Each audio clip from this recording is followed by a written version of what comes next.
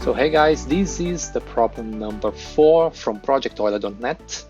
The title of the problem is Largest Palindrome Product, and the description of the problem is a palindromic number reads the same both ways. The largest palindrome made from the product of two-digit numbers is 9009, which is equal to 91 times 99. Problem asks us to find the largest palindrome made from the product of two three-digit numbers. So let's break it down here. So first, a palindromic number reads the same both ways. So 9009 is palindrome because if you read from the right to the left or the left to the right, it's the same, 9009. And it's the product of these two-digit numbers. So 91 is 2-digit, 99 is 2-digit. We need to find the same thing, the largest palindrome that can be made by multiplying two three-digit numbers. So there is a simple solution, but we can break it down into several components. First, we need to identify if a number is a palindromic. We can make a function for that. And then we can generate every product of the three-digit numbers. So from 100 to 999. Multiply all of them and test each single one of them if they are palindromic or not. Then we just get the biggest one. Then here we are implementing this. Let's create first another directory for our problem number 4, and problem 4, right? So let's start then with the function to identify if it's a palindromic. This is quite straightforward to do. So let's create a function called isPalindromic. We'll receive a number and return a boolean to see if it's true or false, right? Let's just document our function here. Check if a number is palindromic. This is the description of our function. An integer is the parameter of our function, and it returns true or false if on whether it is palindromic or not.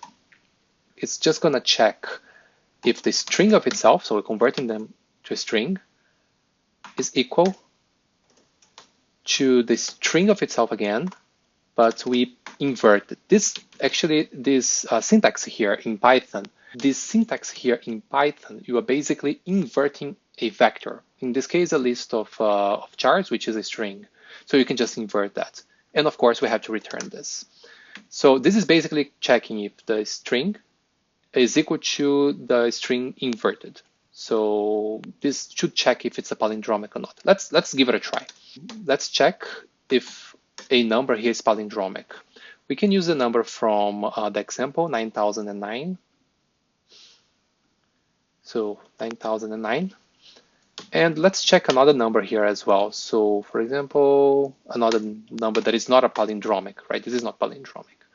So what we're expecting here, Python problem 4, problem 4.py, right? And that's right. The first print is true because it is palindromic, but the second one is not, right? So okay, we're halfway done. So next, for the problem, we need to find the products of all three-digit numbers and then check if they are palindromic. So we can go for every number in the range of 100 up to 1000. And the same thing for every number in the range of 100 to 1000. So we have here two numbers that we're multiplying. And then we can calculate the product. The product will be just one multiplied by the other, right? And then we can check if the product, if is palindromic, the product, so we're checking if the product is palindromic and the product is bigger than the largest palindromic that we found so far, then we replace the largest palindromic by the product. We have not instantiated any palindromic number, so let's start with like a 0 or something like this, just a starting point. And this should do the trick.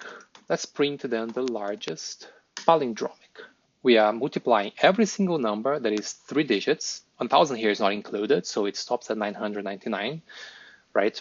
We're multiplying all of the possibilities, check if it is palindromic, and if the product is bigger than the largest palindromic that we find so far, we just replace it and keep the largest one.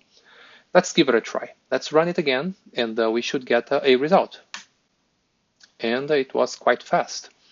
So the result here is this number here, which we can see it's a palindromic, 990066, right? So let's see if this is the right result. Let's paste it here in the answer. Let's go, check, and congratulations, you gave the right answer. Yes, this is the right answer to the problem, right? We could stop here, but we can also make some adjustments to make our functions a little bit better. Let's just compare here then the efficiency of our code, right? Let's just some basic profiling here. And let's just put the time, right? Okay, we have here the time. Let's see how long it takes. It should take just some milliseconds. Yes, milliseconds should run, right? It's quite simple.